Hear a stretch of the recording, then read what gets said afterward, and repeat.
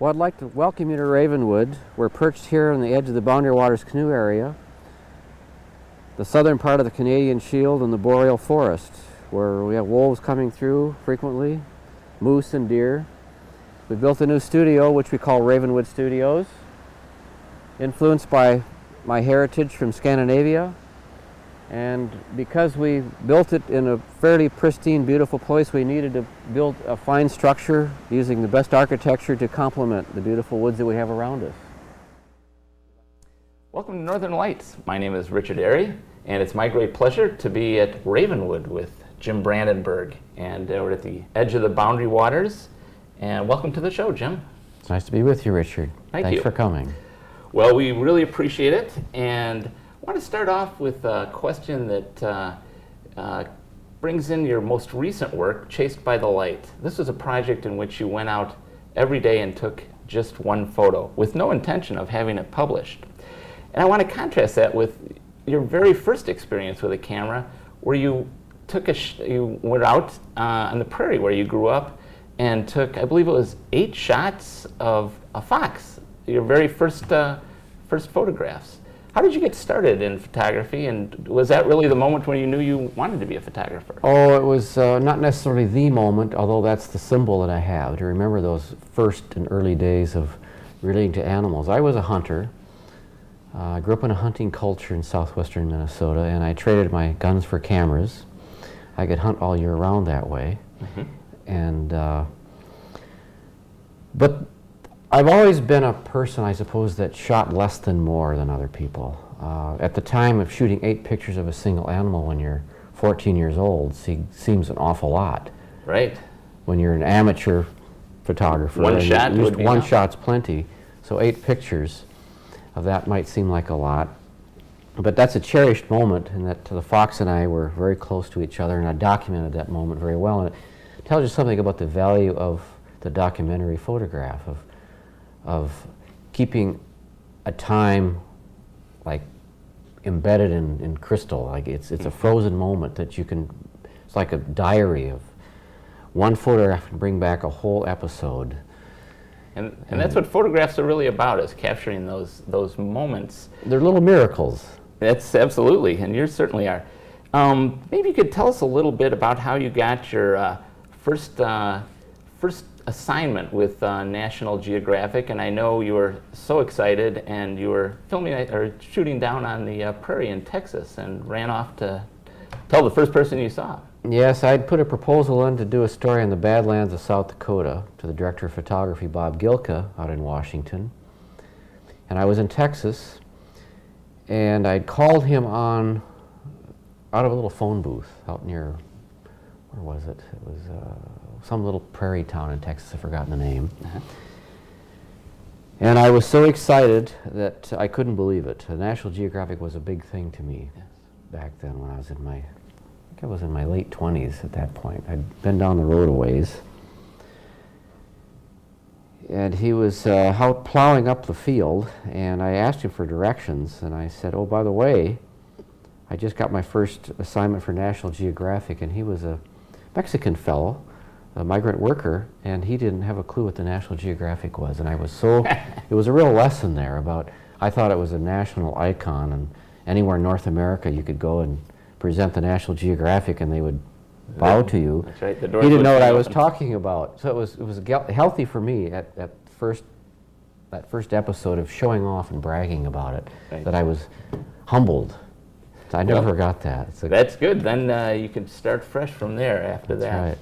I think and I know you would believe this as much as anyone, that really all starts with the land and what grows and what lives on it. And I was really struck when I heard that you were from Laverne in the prairie, and knowing that that's your background, and then having spent some time up in the Arctic and on the tundra, and how those two landscapes, although many people might not know this because perhaps they haven't spent time, but up on the tundra there's nothing but land and sky, and maybe you could talk a little bit about the landscape and the connection between the Arctic and the prairie, and just what you found.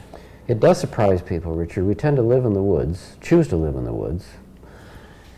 Born in the prairie, learn how to relate to the land through the prairie landscape. I think to most photographers it's a very difficult landscape to photograph. And I've said many times, if you can learn how to photograph on the prairie, you can photograph anywhere in the world. Right. Well, the Arctic was the prairie landscape, but it was much more magical to me because there were wolves and it was pristine. A true virgin wilderness up on Ellesmere Island, one of the great wildernesses of the world to me, one of the great landscapes I've ever been privileged to see. But I do tend to relate photographically better to land that don't have trees. And here we are in the forest. People ask me why, but yet there's something very comforting about the forest. And the Yes. Boundary Waters that's just over the hill here is very precious to us all, and just to know that that is close by. Right. I need to have a land nearby that's untouched. The Boundary Waters is certainly not an untouched land, but in relative terms, compared to everywhere else in Minnesota, it's pretty untouched. I grew up in a place where everything was plowed up and turned into corn and soybeans and wheat. And it always stressed me out a little bit. I couldn't find many little corners that were truly nature and truly natural with except the Blue Mountain State Park, of course, which is very precious to me. But we chose to live in the North Woods partly because of the wolves and the more natural scheme of things that can happen at close proximity. And I think for a lot of people, you are known for your photographs of wolves, and certainly you've done some tremendous work with them, and they almost seem to gravitate towards you, and you're chased by the light. You even were able to get a couple of photographs of wolves. Tell me a little bit about your relationship with the wolf, and did it start up on the Arctic with that first book, White Wolf, or did you always have this kind of connection? I had a fantasy way back when I was a boy. I write about it in Brother Wolf, that I painted this picture somehow that I'd someday live in the North Woods of Minnesota or in Canada in a little log cabin. I could see the smoke coming out of the chimney and with the tall pines all around. And I would be around wolves somehow. I was fascinated by wolves. I'd never seen one. And it started that way here. We had a small cabin and I worked with wolves. The man-wolf relationship is what fascinates me, more than the photography in some sense. And also, being a journalist, I was probably a photographic journalist more than I was. The National Geographic thing necessarily isn't considered journalism by some people. It's more illustrative. But I worked for a newspaper for many years, so I learned how to tell stories with my camera. And I always thought the wolf was one of the great untold stories. So I wanted to be that person that would tell the story of probably the most persecuted and least understood animal in the world, not just North America. So it has its basis upon, I thought, which was a wonderful story of man-wolf relationship. And the animal behavior was kind of secondary in a way, even though that's what you see in the book. If you read the text, it's more about wolf-man, which still fascinates me today. Do you remember your first encounter with a wolf? Very well. It was down between here and Duluth on Highway 1. I'd walked into the woods and literally came face to face with a wolf. It wasn't more than 15 feet away. And I had a movie camera at the time, and I started filming, and the wolf just turned towards me, looked, and walked away.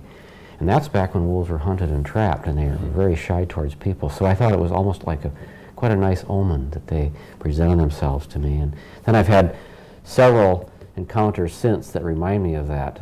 The Peking wolf encounter, of course, that photograph changed my life. The wolf that's looking behind a tree has kind of become, in some ways, the symbol of my work. People think of that picture probably more than any other photograph of the wolf, and it symbolizes the relationship between wolf and man, in that the wolf is kind of there, but not there. It's like hiding, and there's a little bit of fear involved, yet a certain kind of charm. It's that elusive, undefined relationship that we have towards the wolf. Absolutely. I'm really struck, the photo that is etched in my mind is the one that's on the cover of White Wolf, where you've got one of these Arctic wolves jumping from one ice floe to another.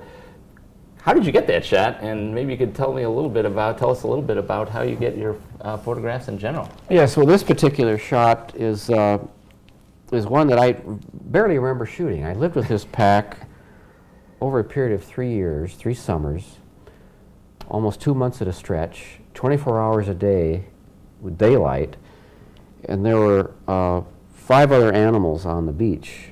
I was on an Arctic beach here, and these are little ice floes that have grounded themselves, and the water's very shallow here. Most people think I'm out on a boat, and the wolf had been swimming in the Arctic Ocean and then jumped from one ice floe to the next. Certainly has that feel. We say that photographs don't lie, but they can fib.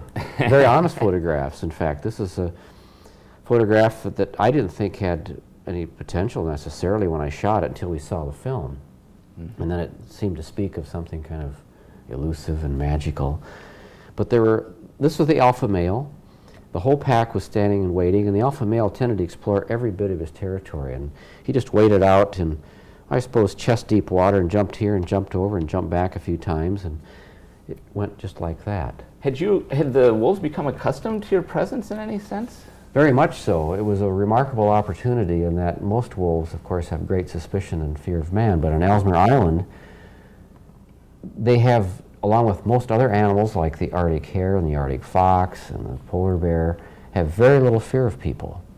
They've had very little exposure. Very little exposure to people. There was a weather station fairly nearby that they'd eat tidbits from. They'd kind of feed their food. We got mosquitoes here today. Ah, when you're in Minnesota, Minnesota, Northern Minnesota. There we go, got him. The wolf, I had started Brother Wolf book long before the White Wolf book, thinking it would take years and years and years and years. And I got called off to do an assignment with Paul Shirky and Will Steger to go to the North Pole. And it brought me to this place of magical white animals and a landscape that I've always wanted to visit. So the North Pole coverage that I was doing became secondary when I came across this pack of white wolves, and kind of did it alongside. In fact, the editors asked me not to do this story. I called back and said, there's a once-in-a-lifetime opportunity here. And the Geographic editors said, you better just continue the story we asked you to do and forget about the wolves. Well, we had 24 hours of daylight, so I could do that story on the side. So I kind of snuck that in. Once they saw it, they realized it was an important story. Right. Let's talk a little bit about how you get your shots. I mean, everybody loves to shoot wildlife, and usually they're even though the animals seem, when you are lucky enough to see a deer or something, it's you get it and you think, oh, that's gonna be a great shot, and then it's like a speck in the overall photo. There's a great story you tell in American Safari: Adventures on the North American Prairie about an encounter with a rattlesnake, which was one of your close calls. Maybe you could just tell us about what happened there, how you got that shot, and what happened. I was out in western South Dakota doing, I think this was on my own. I don't think I was on assignment. I don't remember the occasion exactly. I think I was shooting for my own on my prairie work, right on the border between Badlands National Park and the Pine Ridge Indian Reservation. I was on quite a remote back road, and I saw this very large rattlesnake stretched out on the road, which they tend to do when it gets cool. They stay out to get being a cold-blooded animal, they need the heat. Knowing the habit of the ranchers in that area, that they typically will run over the snakes to kill them, they slam on their brakes just as they hit the snake and get it rolling. And I thought, well, I think I'll be a good Samaritan here and maybe lift that snake off the road and put him back on the prairie. So I took my tripod and extended the legs and picked him up and walked about 100 yards out into the prairie. I thought, well, maybe that snake can repay me a little bit. So I got down with my lens, and the snake, of course, typically coiled up and did the like a snake charm pose. With the tongue? With the tongue. Made some pictures next to a cactus, and got a little bit too close, and the snake hit my lens and scattered venom all over the lens. Well, I didn't know what venom did to the lens, but it was an expensive lens, so I thought I better clean it off. So I went back to my van, jumped over the fence, opened up the side door, started cleaning with the lens cleaner, cleaned it off, and I was just ready to jump out, go back to see the snake again. As I jumped down, the snake had come all the way back to the van. It was coiled up right at the van. And I jumped down right next to the snake, and he didn't strike me. He was all coiled up. Very unsnake-like. Very unsnake-like. So I was all alone. That could have been quite an interesting, another sidelight to the story. But the snake repaid the favor, and I have a wonderful story to tell. And plus, I kind of like the photograph. Absolutely. Now, that's manipulation. It is a little bit. Any other, I know, any other photographs that you got that you had to do something? I mean, you hear stories about shooting off a gun, not to kill but to set a flock of birds into flight. Well, I've never done anything quite like that. I think to do wildlife photography, it's inevitable that you affect the scene in front of you. Just showing up, even if you're not a photographer, if you're a bird watcher, if you're a whale watcher, if you're just coming upon the scene affects the scene. You can be stepping on rare flowers, you can be, your presence changes the animal behavior. I think the work that I've done that probably exhibits the most manipulation with a small m is the work I've done with wolves. It's very, very difficult to photograph wolves, especially back 15, 20 years ago. Today it isn't so difficult. I wish I could do my wolf books all over again. Well, there's so many more of them, and there are more of them, and they're much more tame. Yeah. I would get deer carcasses from the road. The deer travel the roads around here and get often hit by the cars and the trucks that go by. Then the wolves come by and eat the deer alongside the road, and then they get hit by cars. So I would drag the carcasses back from the roads, back into my woods here, and the wolves would feed on the carcasses here, and I'd oftentimes get incredibly wonderful photographs of wolves, ravens, and deer all together. Where in the wild, it's near impossible to get that. So in some ways, there are some critics that might say that's unnatural. I'm comfortable with what I did. I don't do it anymore. I choose not to do that. It doesn't interest me. Right. I prefer to do things a little more natural and unstructured and unmanipulated. But I've used bird feeders to bring birds in. I've attracted ravens with carcasses. In Africa, I've used certain devices, I suppose, to attract animals. I remember once I bought a dead donkey when I was doing the Badlands story, in fact, for the Geographic magazine. I wanted to photograph vultures. So the nearby rancher had a donkey that died, and so I drug him out in the field and positioned myself and photographed the vultures coming and going. Yep, they'd be the first thing they'd come to.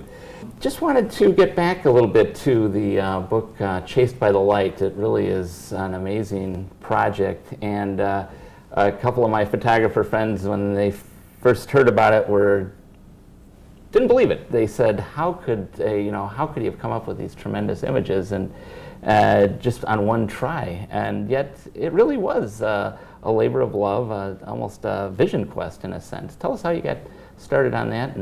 Well, I was burned out, Richard. The National Geographic is a wonderful place to work, but after 20 years, you become a little bit depleted. They ask an awful lot of you, the pressure is very great, and you're traveling in foreign and often hostile countries. Socially hostile and sometimes physically hostile. And I just decided that I would do a project without any pressure. So you thought. Just for me. I remember the Star Tribune was up here interviewing me after the Brother Wolf book came out, and they said, "Well, what's next, Jim?" And this idea came literally right out of that interview. Dave Matheny can verify that, the interviewer. I sat there and I thought, well, you know, it'd be kind of interesting, Dave, if I did just like one picture a day for like a season, maybe the season of summer or maybe the season of fall, start the first day of fall to go to the first day of winter. And the interview was done, and he went, and 2-3 days later I started thinking about it, and I thought, where did that come from? Where did that idea, it just must have been cooking somewhere in me or the universe someplace, but it came down like a bolt of lightning. So that's the first feeling I had about it, and then as the summer wore on, I got thinking about it, and I actually did start, I think it was that fall, first day of fall, September, and did one picture a day for 90 days. And a lot of reasons. I could talk all day about why I did that book and subsequent reactions to the book that are an incredible reward, which verifies a theory that I've always tried to live by is follow your intuition. The old Absolutely. Joseph Campbell, follow your bliss and the rest will take care of itself. My family, a lot of my colleagues, I think, thought I was crazy. I didn't share this with many people. They thought, well, you can't take 3 months off. There's no commercial value in this. Clearly the pictures won't be that good, and why do you want to do this? In retrospect, everybody thinks it's a brilliant idea. And it's been the biggest commercial success you've had in some ways. By far, and also very personal Yes. success. But it was something that was born out of a very personal kind of therapy, self-therapy. I took a little bit of a chance, and I don't think the photographs are that great. I honestly hope it isn't self-modesty, or it just doesn't, or false modesty, I'd say. It sounds a little self-indulgent maybe at this point with the success of it, but I really don't think the photographs are that great. Yet people pick up on the discipline, which focuses on another theory I have about photography and how the general public always thought that photography was kind of a secondary art form because we can shoot multiples. Mm-hmm. I would do slideshows, and inevitably at the end the audience would ask, Jim, how many pictures did you shoot to get that one shot? And I'd kind of look at my shoes and grumble the answer, maybe 2-3 rolls, and I could hear the audience go, well, if I had that much film, I could do the same. And I've kind of been a frustrated artist. I went to the university at Duluth in the art program where painting and printmaking were limited edition and kind of editions of one were the prized result of your effort. Where with photography, you could crank off 50 rolls of film on a subject and then pick the best one later. And I always suspected the public factored that in when they looked at photography as an art form. So that's one of the reasons I embarked upon this. Plus it was kind of a cleansing for me. When you work for the National Geographic, you can go off to these exotic lands and shoot hundreds, if not thousands, of rolls of film. I decided to go into my backyard, very unexotic place to some people, your own backyard. Right. I think it's a very exotic place, full of mystery personally, but so it was done partly in the spirit of a Zen, Japanese, disciplined procedure of kind of thoughtful honoring the spirit of the land with minimal artistic endeavor where you touch it very carefully and you kind of almost like a prayer-like experience. So again, there's so many ways I could explain. Yeah. My whole life probably focused on that one self-assignment, and I didn't really think much of it at the time, but I think the result speaks in a way and a little clearer than some of my other assignments, and the public has responded, and I'm very honored and very pleased by that. Well, I think the photographs came out great, and I think the color is incredible, but one of the things that you told me before we got going that is proof in a lot of ways that you did this for your own reasons was just the film that you used. I used amateur type film that you buy in a drugstore, negative color, in other words, print film that you buy. Just regular ASA 100? Well, I shot all different ASAs, okay. But again, if I had known it would be published, I would have used the professional kind of film that I use for my other projects. And negative film is not the typical choice of people that shoot for magazines and books. In fact, I know of no one that shoots it professionally, except under extremely unusual circumstances. Right. And well, it did come out great, but it wasn't quite the relaxing kind of sabbatical that you were anticipating, because I know I've seen you present these. Many of the photographs were taken later in the day, so in other words, you were out all day looking for something that captured you, and oftentimes you were up against sunset, and then you had to really make your move. Well, Richard, it was the most challenging project I've ever done, and I should have known finally that when you give yourself a very personal self-challenge like climbing a mountain, where it's kind of you against one other thing and there's no one around to help you, and you're breaking some new ground over a long period of time, it was the most challenging thing I've ever done, mentally and kind of physically too. Right. It brought its own rewards though, and what I remember from that project now are the lessons that I learned from it and I can share with other people, and follow your own intuition. Again, it was an illogical project for me. I had everything to lose and nothing to gain. And the fact that it sat around for 2 years after I shot it, I didn't think it was worthy of showing anyone. The National Geographic came here and sat right here. John Chave, a wonderful editor friend of mine, came out and wanted me to do a wolf story for the magazine. And I chose not to do another wolf story. I think I'd done my wolves and let someone else work on that for a while. And he said, "What have you been working on, Jim?" And I opened up this drawer right over here, pulled out this project, and showed it. And he brought it back to Washington, and there it was. So they published it within the year. And I believe it's like the most photographs that National Geographic has ever published, and obviously from the fewest number of negatives. I mean, that's true. This was it, and it turned out terrific. Just a couple other questions. I know, actually, just one other. I remember you talking about that, and how you were so thrilled one night when you were able to get up. I think it was when you shot the Aurora Borealis, brilliant shot. But what really made you happy was that you'd taken your shot for the day so you could sleep in, and you had the next day off, which was a rarity. We just printed a new poster from that image. It's one of the top requested images, which surprises me. I have other Aurora Borealis photographs, but for some reason people again pick up on the discipline. And that's the thing that kind of verifies my suspicion that photography is not really considered a worthy art form because of maybe it has less discipline involved. But that particular image does bring back that idea of I had the whole next day off. Right. I could relax. Like you thought you were going to at the beginning. That's right. Well, it's turned out great. You do great work, Jim. Any other projects right now you want to tell us about?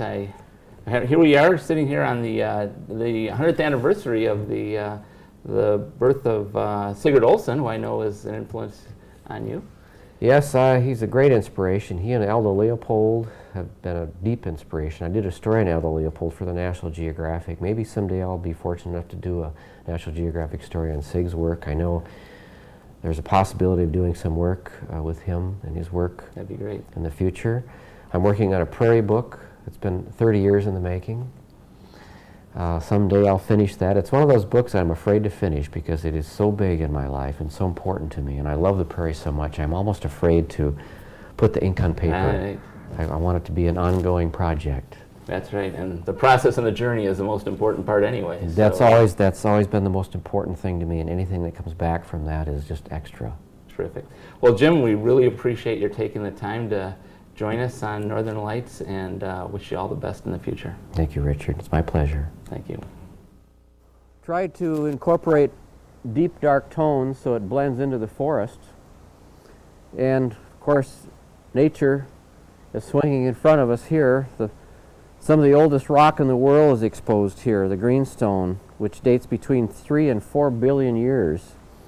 It's nice to keep us all grounded. Whenever our egos or our enthusiasm gets to be a little bit too much, we come out here and touch the rock and brings us back to reality again. There's a detail that I brought with me from the prairie of the sod roof. And this year we have lots of oxeye daisies growing on it. But it makes a wonderful insulation and brings it more into the realm of nature. This waterfall on Uncle Judd's Creek is what brought me to this beautiful place, and we're so lucky to be blessed by its roar when it's been raining, and sometimes it's a very quiet, gentle waterfall when it's dry. And in the wintertime, it's perfectly quiet.